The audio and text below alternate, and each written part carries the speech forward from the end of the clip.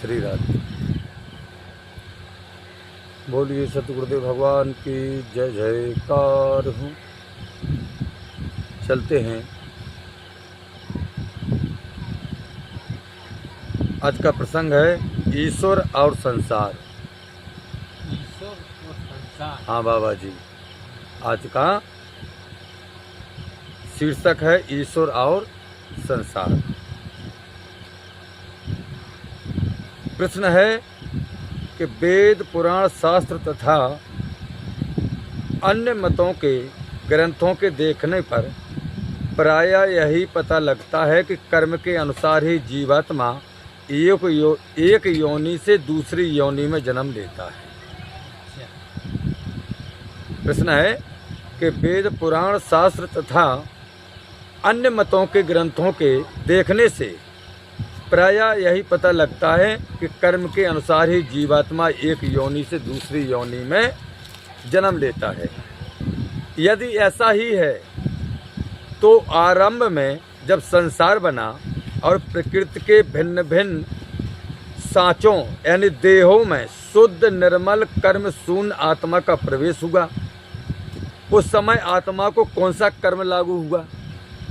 उस समय आत्मा को कौन सा कर्म लागू हुआ?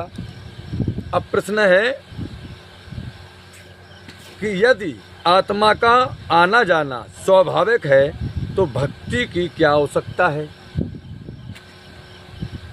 उत्तर आया है, गुणों और कर्मों के अनुसार ही जीवात्मा सदा से 84 लाख योनियों में जन्म लेता फिरता है। गुणों और कर्म के अनुसार ही जीवात्मा सदा से 84 लाख योनियों में जन्म लेता फिरता है। मनुष्य, कीट, पतंग आदि प्रकृति रचित योनियां सृष्टि के आदि में प्रकट होती हैं और सृष्टि के अंत में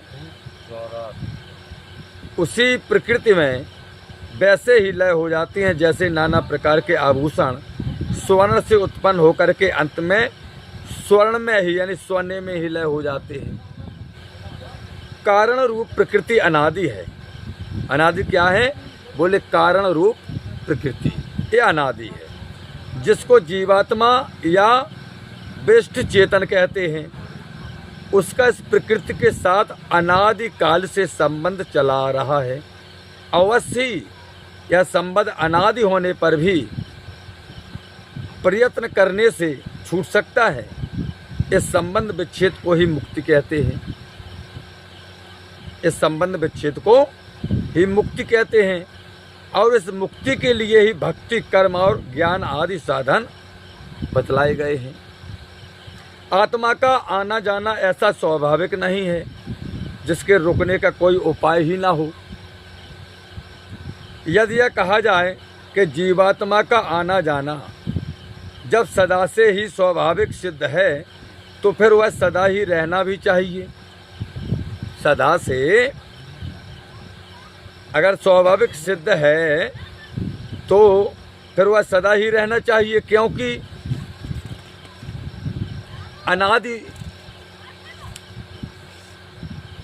अनादि होती है वह सदा ही रहती है। परंतु यह कथन ठीक नहीं, क्योंकि जीवात्मा का आना जाना अज्ञान जनित है। कैसा है? अज्ञान जनित। जीवात्मा का आना जाना अज्ञान जनित है। अज्ञान या भूल ही एक ऐसी वस्तु है जो अनादि होने पर भी यथार्थ ज्ञान होने के साथ ही नष्ट हो जाती है। यह बात सभी विषय में प्रसिद्ध है। एक मनुष्य को जब किसी नए विषय का ज्ञान होता है, एक मनुष्य को जब किसी नए विषय का ज्ञान होता है तो उस विषय में उसका पूर्व का अज्ञान नष्ट हो जाता है। बाबा जी आई समझ में?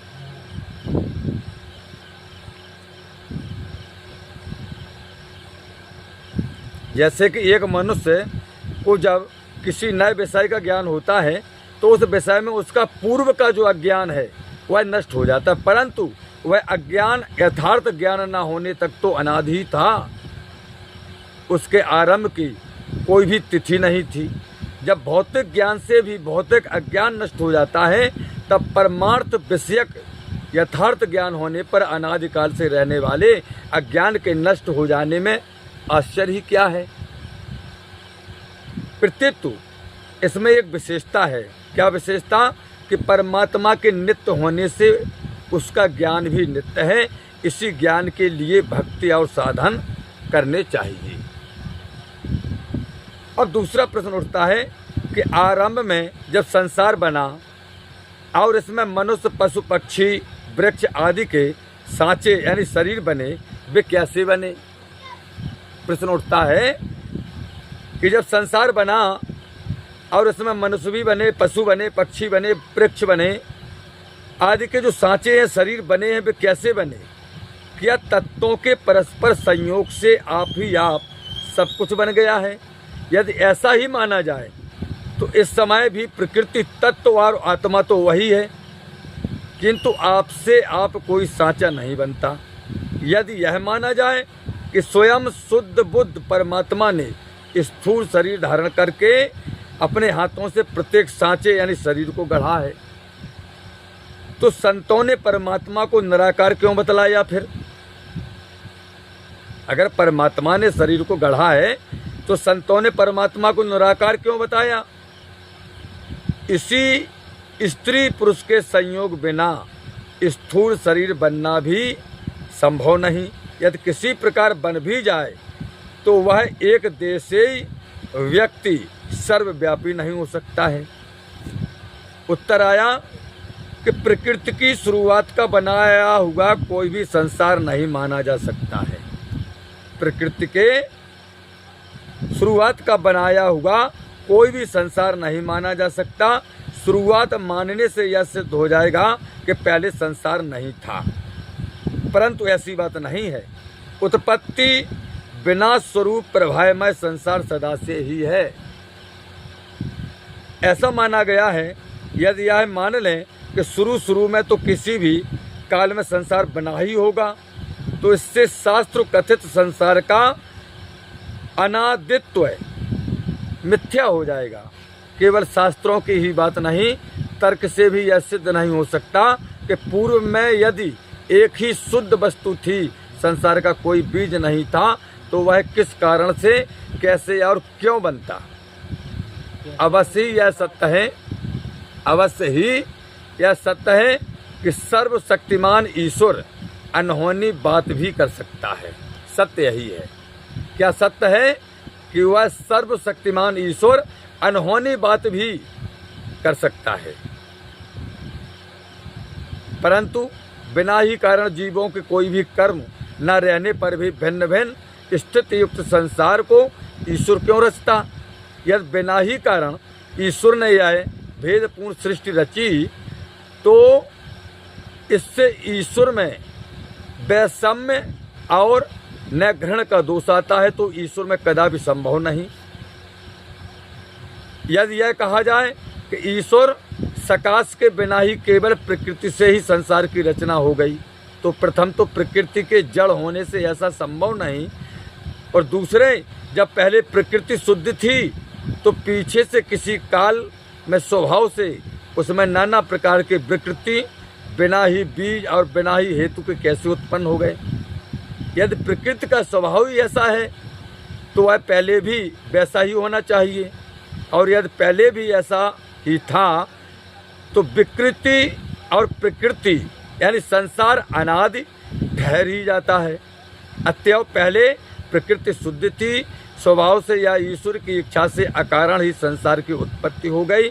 यह बात शास्त्र और तर्क से सिद्ध नहीं होती।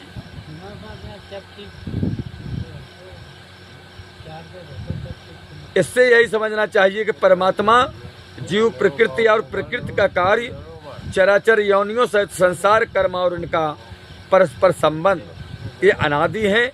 इनमें प्रकृति का कार्य रूप संसार और कर्म तो उत्पत्ति विनाश के प्रभाव रूप में अनादि है। इनका स्थायी एक सा स्वरूप नहीं रहता। इसलिए प्रकृति के कार्य रूप संसार और कर्म को यदि अंत वाले क्षणभंगुर, अनित्य और नाशवान बतलाया है। प्रकृति और प्रकृति का जीव के साथ संबंध अनादि है, परंतु शांत है। इस विषय का विशेष वर्णन कल्याण प्राप्ति के उपाय में ब्रह्म अनादि और सत्ता है शीर्षक लेख में देखना चाहिए। अब बहुत सूक्ष्म विचार और शास्त्रों के सिद्धांतों का मनन करने से प्रकृति भी अनादि और शांत ही ठहरती है। वेदांत शास्त्र प्रकृति को परमेश्वर के एक अंश में अध्यारोप मानता है। वेदांत के सिद्धांत से ज्ञान होने पर अनादि प्रकृति का भी अभाव हो जाता है। सांख्य और योग शास्त्र जो अत्यंत तर्कयुक्त दर्शन है और जो प्रकृति और पुरुष को अनादि और नित्य मानने वाले हैं, वे भी प्रकृति पुरुष के संयोग को तो अनादि और शांत मानते हैं। इनके संयोग के अभाव को ही दुखों का अभाव मानते हैं और उसी को मुक्ति कहते हैं। उसी को मुक्ति कहते हैं और यह भी मानते हैं कि जो जीव मुक्त या कृत हो जाता है उसके लिए प्रकृति का विनाश हो गया। प्रकृति उन्हीं के लिए रहती है जिनको ज्ञान नहीं है। प्रकृति उन्हीं के लिए रहती है। कृतार्थम प्रीति नष्ट पप्य नष्टम तदन्य साधारण त्वात्। यानी इन दर्शनों ने यह भी माना है कि प्रकृति और पुरुष की पृथक पृथक उपलब्धि संयोग के हेतु से होती है। इस संयोग का हेतु क्या है? बोले अज्ञान है। इस संयोग का हेतु अज्ञान है। ज्ञान होने पर तो उस आत्मा की केवल अवस्था बतलाई गई है कि यदि सबकी मुक्ति हो जाए तो इनके सिद्धांत से भी प्रकृति का अभाव संभव है, क्योंकि मुक्त ज्ञानी की दृष्टि में प्रकृति का नाश हो जाता है और अज्ञान के कारण अज्ञानी की दृष्टि में प्रकृति रहती है, परंतु अज्ञानी की दृष्टि का कोई मूल्य नहीं है और ज्ञानी की दृष्टि ही वास्तव में सत्य है। इन सब सूक्ष्म विचारों से यही सिद्ध होता है कि प्रकृति और जीवों के कर्म भी अज्ञान की भांति अनादि और शांति ही है। ऐसी परम वस्तु तो एक आत्मा ही है जो अनादि नित्य और सत्य है। ऐसी वस्तु अगर कोई है तो वो आत्मा है जो अनादि नित्य और सत्य है।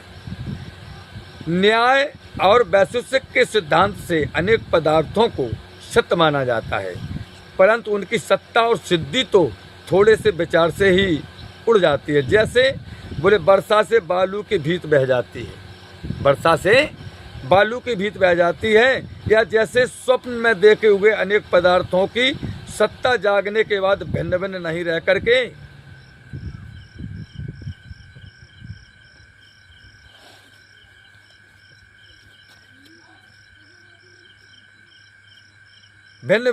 करके एक दृष्टा ही रह जाता है। ऐसे ही विचार करने पर भिन्न भिन्न सत्ता का अभाव होकर के एक आत्मा सत्ता का शेष रह जाता है।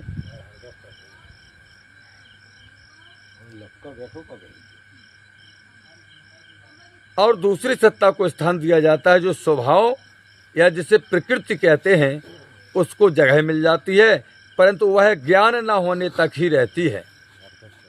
और जिसको स्वप्नाता है उस पुरुष के अतिरिक्त अन्य किसी भी वस्तु की सिद्धि नहीं हो सकती। स्वप्न से जागने के बाद स्वप्न के आकाश, वायु, तेज, जल और पृथ्वी की जो सत्ता ठहरती है वही सत्ता इस संसार से जागने के बाद स्थूल आकाश आदि की ठहरती है।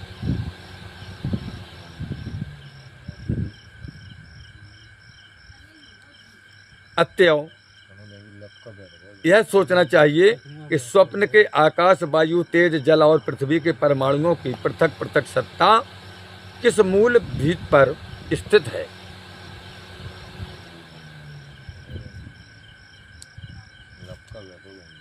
यह तो सिद्ध हो गया कि सांचे या शरीर उत्पत्ति विनाश रूप से अनादि हैं। अब यह प्रश्न रह जाता है, क्या प्रश्न रह जाता है कि सृष्टि के आदि में सर्वप्रथम ये कैसे बने।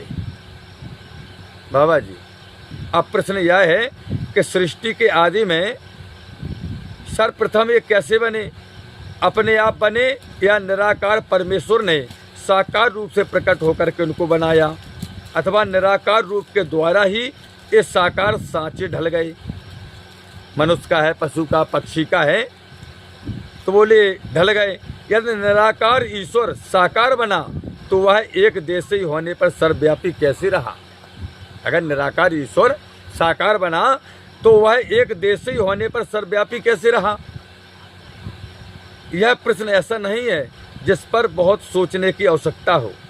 शांतिपूर्वक विचार करने पर इसका समाधान तो अनायास ही हो सकता है।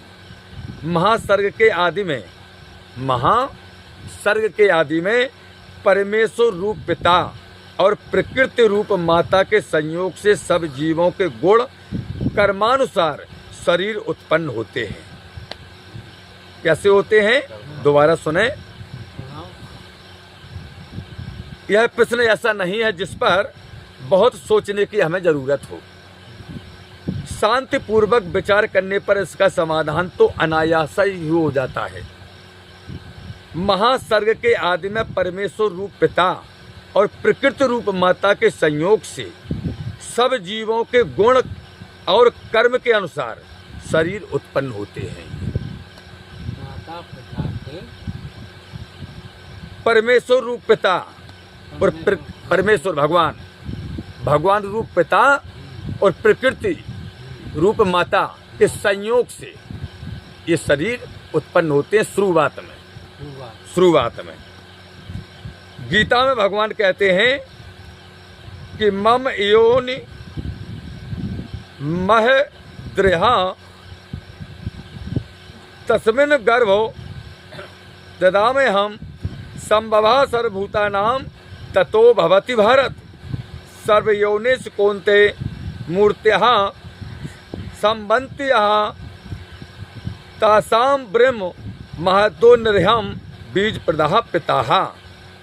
गीता के 14वें अध्याय का 3 और 4 श्लोक है। भगवान कहते हैं कि हे अर्जुन, मेरी महान ब्रह्म रूप प्रकृति अर्थात त्रिगुणी माया, मेरी महान ब्रह्म रूप प्रकृति अर्थात त्रिगुणमयी माया संपूर्ण भूतों की योनि है, अर्थात गर्भाधान का स्थान है। और मैं उस योनि में चेतन रूप बीज को स्थापन करता हूँ। मैं उस योनि में चेतन रूप बीज को स्थापन करता हूँ।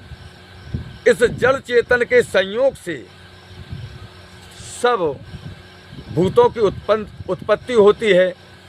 भगवान कहते हैं कि हे अर्जुन, हाँ, भगवान कहते हैं कि हे अर्जुन, नाना प्रकार की सब योनियों में जितनी मूर्तियां अर्थात शरीर उत्पन्न होते हैं, बाबा जी भगवान कहते हैं कि हे अर्जुन, नाना प्रकार की सब योनियों में जितनी मूर्तियां अर्थात शरीर उत्पन्न होते हैं, उन्हें सबकी त्रिगुणमयी माया तो गर्भ को धारण करने वाली माता है। ठीक। और भगवान कहते हैं मैं बीज को स्थापन करने वाला पिता हूँ। यदि यह पूछा जाए कि दोनों पदार्थ आरंभ में निराकार थे, फिर इन दोनों के संबंध से स्थूल देहों की उत्पत्ति कैसे हो गई? यह पूछा जाए कि ये दोनों पदार्थ आरंभ में निराकार थे, फिर इन दोनों के संबंध से स्थूल देह की उत्पत्ति कैसे हो गई? इसका उत्तर यह है कि जैसे आकाश में सूर्य की किरणों में सूर्य की किरणों में निराकार रूप से जल स्थित है, वही अव्यक्त सूक्ष्म जल वायु के संघर्षण से धूम रूप को प्राप्त हो, फिर बादल के रूप में परिणत होकर के स्पष्ट रूप से व्यक्त द्रव जल के रूप में होकर के अंत में बर्फ का पिंड बन जाता है। वैसे ही इस सृष्टि के आदि में प्रकृति में लय रूप से स्थित संसार भी प्रकृति और परमेश्वर के संघर्षण से बर्फ पिंड की भांति मूर्त रूप में प्रकट हो जाता है। यह तो मानना ही होगा कि आकाश में बर्फ के पिंड स्थित नहीं है। आकाश में बर्फ के टुकड़े कहीं स्थित तो है नहीं, ये तो मानना ही होगा। अगर होते तो वहाँ ठहर ही नहीं सकते। आकाश की निराकारता भी स्पष्ट देखने में आती है, पर देखते ही देखते निर्मल आकाश में मेघों की उत्पत्ति हो जाती है। एक भी बदला ही नहीं है और पता चला कि थोड़ी देर में बादल ही बादल आ गए। तो विज्ञान और विचार से यह सिद्ध है कि सूर्य की किरणों में स्थित निराकार परमाणु रूप जल ही मेघ और स्थूल जल के रूप में परिणत होता है। इसी प्रकार आकाश में निराकार रूप से रहने वाली अग्नि कभी कभी बादलों के अंदर बिजली के रूप में चमकती हुई दिखती है और कभी कहीं गिरती है तो उस स्थान को जला करके तहस नहस कर डालती है। जब अग्नि और जल आदि स्थूल पदार्थ भी निराकार से साकार बन जाते हैं तब निराकार ईश्वर और प्रकृति के संयोग से निराकार संसार का साकार रूप में आना कौन बड़ी बात है। यह भी समझने की बात है क्या कि जो साकार वस्तु जिससे उत्पन्न होती है, जो साकार वस्तु जिससे उत्पन्न होती है वह लय भी उसी में होती है। वायु के द्वारा निर्मल निराकार आकाश में बिजली उत्पन्न होती है और फिर उसी आकाश में शांत हो जाती है। तेज के संघर्षण से जल की उत्पत्ति होती है। जल की उत्पत्ति किससे है? बोले तेज के संघर्षण से जल की उत्पत्ति होती है और शीत से उसका पिंड बन जाता है। फिर वही जल तेज से तपाए जाने पर द्रव होकर भाप के रूप में परिणत होता हुआ अंत में आकाश में जाकर के रम जाता है। इसी प्रकार जीवों के शरीर भी सृष्टि के आदि में गुण और कर्म के अनुसार प्रकृति से उत्पन्न होते हैं और अंत में फिर उसी में लीन हो जाते हैं। यह आदि अंत का प्रभाव अनादि है। अब बोले प्रकृति का रूप किसी समय सक्रिय होता है और किसी समय अक्रिय, यह उसका स्वभाव है। प्रकृति का रूप किसी समय सक्रिय होता है और किसी समय अक्रिय, बोले यह उसका स्वभाव है। जिस समय सतोगुण रजोगुण तमोगुण तीनों गुण साम्य अवस्था में स्थित रहते हैं तब यह गुणमयी प्रकृति अक्रिय रूप में रहती है और जब तीनों गुण विषमा अवस्था को प्राप्त हो जाते हैं तब प्रकृति का रूप सक्रिय बन जाता है। सक्रिय प्रकृति ईश्वर के संबंध से गर्भस्थ जीवों को मूर्ति रूप में प्रकट करती है। गीता के 9वें अध्याय का 10वां श्लोक कहता है कि मया धे छेपा प्रकृतिया सुपते सचुराचराम हेतु नानेन कौन्ते जगतो परिवर्तते। कि मया धे छेड़ प्रकृतिया सुवेते सचुराचराम हेतु नानेन कौन्ते जगत परिवर्तते। भगवान कहते हैं कि हे अर्जुन, मुझ अधिष्ठाता के सकाश से यह मेरी माया चराचर सहित समस्त जगत को रचती है और इसी उपर्युक्त हेतु से यह संसार आवागमन रूप चक्र में घूमता रहता है। परमेश्वर निराकार रहते हुए भी साकार रूप धारण कर किस प्रकार सर्वव्यापी रहता है। परमेश्वर निराकार रहते हुए भी साकार रूप धारण करके किस प्रकार सर्वव्यापी रहता है, इस बात को समझने के लिए अग्नि का उदाहरण सामने रखना चाहिए। अगर इस बात को समझना है कि परमेश्वर जो है वो निराकार रहते हुए भी साकार रूप धारण कर किस प्रकार सर्वव्यापी रहता है, इस बात को समझने के लिए अग्नि का उदाहरण सामने रखना चाहिए। एक निराकार अग्नि सर्वत्र व्याप्त है। अग्नि निराकार है और वह सर्वत्र व्याप्त है। वही हमारे शरीर के अंदर भी है अग्नि, जो खाए हुए अन्न को पचा देती है। अग्नि ना हो तो अन्न पचे नहीं और यदि वह व्यक्त हो तो शरीर को भस्म कर दे। अग्नि अग्नि होती है। इससे शुद्ध होता है कि हमारे अंदर अव्यक्त अग्नि है। यही सर्वत्र व्याप्त निराकार अव्यक्त अग्नि ईंधन और संघर्षण से साकार बन जाती है। जिस समय अग्नि का साकार रूप नहीं होता उस समय भी वह काठ आदि में निराकार रूप से रहती है। काठ है ना, उसमें भी निराकार रूप में अग्नि रहती है। न रहती तो संघर्षण से प्रकट कैसे होती। फिर वही अग्नि जब शांत कर दी जाती है तब फिर निराकार रूप में परिणत हो जाती है। जिस समय वह ज्वाला के रूप में एक स्थान में प्रकट होती है, उस समय कोई भी यह नहीं कह सकता कि जब अग्नि यहाँ प्रकट हो गई तो अनन्य स्थानों में नहीं है। यह निश्चित बात है कि एक या अनेक जगह एक ही साथ प्रकट होने पर भी निराकार अग्नि व्यापक रूप से सभी जगह वर्तमान रहती है। इसी प्रकार परमात्मा भी माया के संबंध से एक या अनेक जगह साकार रूप से प्रकट होकर भी उसी काल में निराकार व्यापक रूप से सर्वव्यापी रहता है। उसकी सर्वव्यापकता और पूर्णता में कभी कोई कमी नहीं हो सकती है, कभी कोई कमी नहीं हो सकती है। अग्नि का उदाहरण भी केवल समझाने के